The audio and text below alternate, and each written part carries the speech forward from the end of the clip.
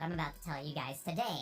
I'm not some level 250 player that is going to tell you what I did years ago when the game came out. I'm going to tell you what I'm doing now because I do believe that I am enjoying the game because of these 7 things that I'm doing, including an 8th bonus tip at the end if you stick through the whole video. So I'm going to try not to waste your time. Tip number 1 is save your gold. Do not use your gold as a quick shortcut to that gun or that vest or that hat. Honestly, you're going to want to save your gold, and I'm going to tell you what to save your gold for in a minute, but here's what you want to do. Before you spend even a nugget of gold, play through the entire story, the entire online story. Not only will it make you accustomed with the game, it will also make you gold. So just play through the entire story before you even spend a nugget of your gold. So write that down. Do not spend gold until you've completely beat the story, and then here's what you need to spend your gold on. Tip number 2 is save aforementioned gold for roles. And the 3 roles you want to start out with is Bounty Hunter, Collector, and Trader. And in my opinion, in that order, roughly. Bounty Hunter is great because it makes you gold and gives you fun content to play through. It gives you the Rudy Tooty Cowboy Bounty Hunter experience that you might be playing the game for. If you want people to shoot and gold for doing it, get the Bounty Hunter role as fast as possible. You'll make mistakes, you'll accidentally kill bounties, some will get away, and it'll be frustrating, but it will be worth it in the end. It'll make you better at the game, and it's, again, really enjoyable content. The next role you want is Collector, and the reason you want Collector is like threefold here. Reason number 1, it's incredibly easy to be a collector. In the description, I will link a map that will help you find all of the collector items in the game. It is a live updating map that you can just have up on your phone or your tablet or your computer, and you just go ahead and go from point to point to point, just sort of cross-reference the online map with the in-game map. It's a really good idea. So that will be linked below. It's got lots of tools and utilities. So, the other reason you want to do it is because it is great for cash grinding. If you want to make 1,500 bucks a day in Red Dead Online, it will take you some time, and there'll be a lot of trial and tribulation, but it is worth doing it because of the 3rd reason. Yes, it's easy, and yes, you can make over $1,000 a day, but in my opinion, the most underrated thing that YouTubers aren't talking about is that it helps you learn the map. And you want to learn the map.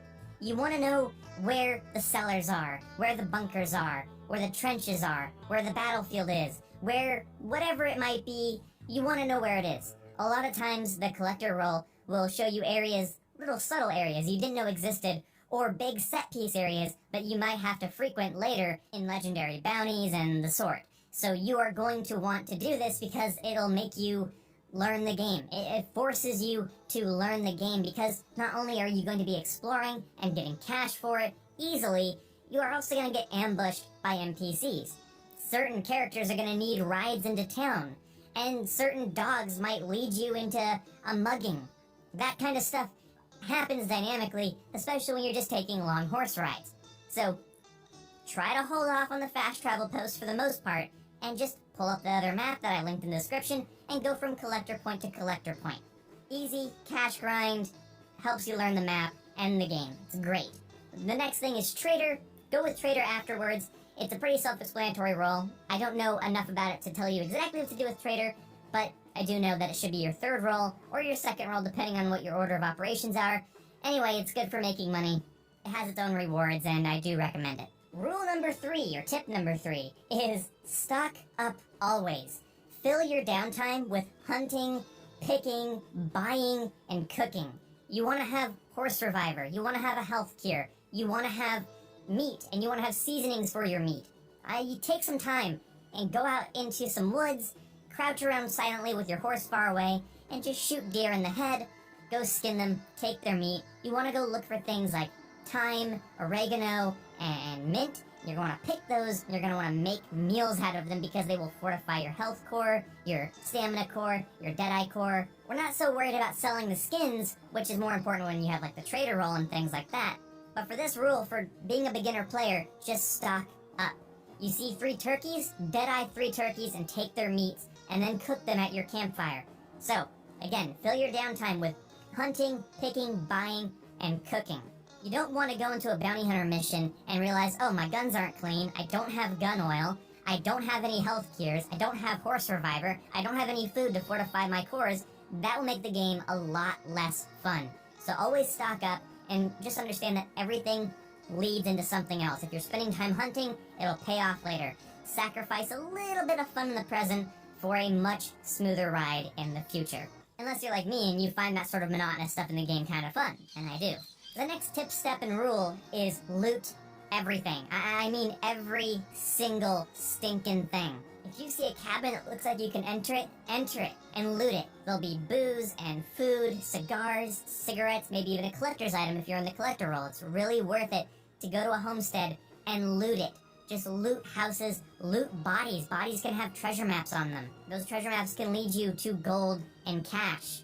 And this lines up with the previous tip, right? I mean, you have to stock up on things. And if you can get food and things for free, you might as well.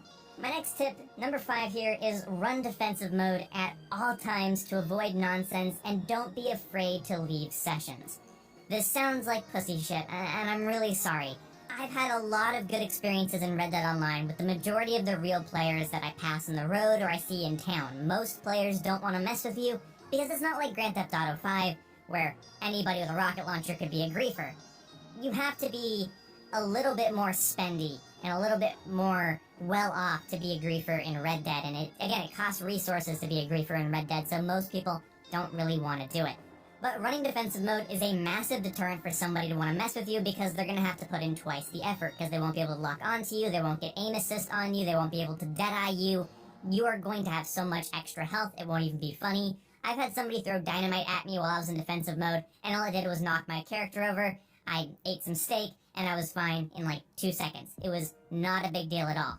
If you're worried about being griefed and picked on by real players, and you just want to play solo and you just want to collect items and do bounties, play in defensive mode.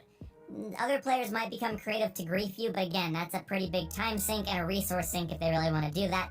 I have not seen that in the game yet. I've seen some asshole players, but that's just about it. If you're constantly getting followed and people are griefing you and following you around on your missions and making you nervous, don't be afraid to just leave the session as soon as you can, because who cares? Just join a new session, it'll put you back where you were when you left the other one, it'll be fine, you'll do great. My experience with players in Red Dead is that they're really not that bad. If they're so bad that you have to leave, likely the next session won't be as bad. Alright, so I'm not going to go too in-depth on this next tip here because I've already made an entire video about it, but I believe if you're a new player, tip number 6 is use free aim. Bonus XP and added satisfaction, that's really what you're going for. You will get plus 20 XP for every kill if you're using free aim. That includes dynamite, throwing knives, and deadeye kills. The lock-on aim you might want to use on horseback if you're new, but I'm using free aim on horseback with maximum aim assist. It works fine. The aim assist is really generous. That's all you need. Having lock-on and deadeye is redundant, and it's kind of an insult to your ability to aim. Being able to pace your shots and time your shots is a skill that a lot of Red Dead players don't have because they've been playing with auto lock-on for a long time. You won't have that problem if you start out using free aim. Not only will you gain more than double the XP you normally would for your primary standard kills, you're gonna have added satisfaction over time. If your brain autopilots gunfights and the game is full of gunfights, you're just not going to be as, engaged with the game in general. Speaking of engaging with the game in general, not just your roles or your gunplay is going to define how you survive and enjoy Red Dead, you are going to want to look into ability cards. Tip number 7 is use ability cards, read the descriptions of them, work to unlock them, and work to level them up. There are so many ability cards that will keep you alive or help you win gunfights, and they are absolutely fun to play around with and come up with builds for. You can change your entire playstyle based on what ability cards you're using. If you like theory crafting in video games where you come up with different builds by combining different abilities or weapons or tactics, then you're gonna love the ability card system in Red Dead Online. Don't worry about ability cards too much in the beginning, but later on down the line, once you get to be around level 20 to 35, somewhere in there, that's when you're really gonna want to look into that and sort of decide your playstyle by what ability cards you have equipped. And don't be afraid to swap them out for different styles of missions and adventures you're going on. So don't be afraid to swap them out, read the descriptions, upgrade them, and use what works best for you. Now my last tip, secret tip number 8, is don't worry. You don't need thousands of dollars. You don't need hundreds of gold bars. That's not for you right now. If you are new to the game, and by new I mean under level 100, your concern should be with the world. Take a deep breath. You do not need gold. You do not need cash. I gave you some tips on how to earn it and how to play through the game and get that stuff because it is important. You know, you're not going to have as much fun if you can't try out new weapons and can't upgrade your cards. You're going to need cash and gold and stuff, sure. Like, do you want to run a moonshine shack or be a naturalist hunter? Those types of things are important. But if you prioritize the grind over everything else, your daily challenges over everything else, and you don't play it for the world, the aesthetic, the design, the style, then you're gonna be at a loss overall. You want to play it for the camaraderie, play with friends, get them to play it, co-op with them, get them into it. It's a little bit hard to get into Red Dead Online. It's a little bit complicated. But once you get past that scary entry point and you complete the story, you can have so much more fun.